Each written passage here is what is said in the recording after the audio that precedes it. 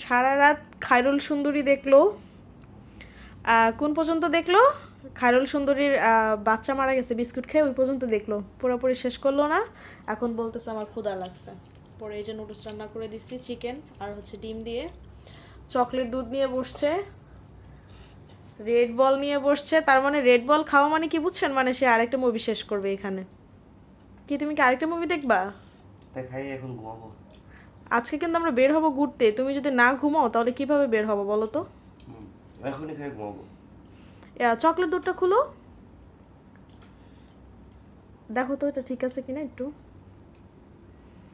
চিকেনটা আচ্ছা বলো কেমন হয়েছে, নুডলস রান্নাটা কেমন হয়েছে? বেশি করে চিকেন দিয়ে রান্না করছি।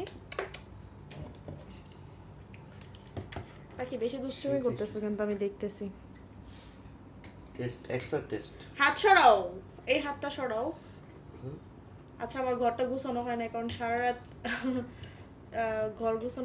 ঘর গুছাইতে পারি না, এর জন্য।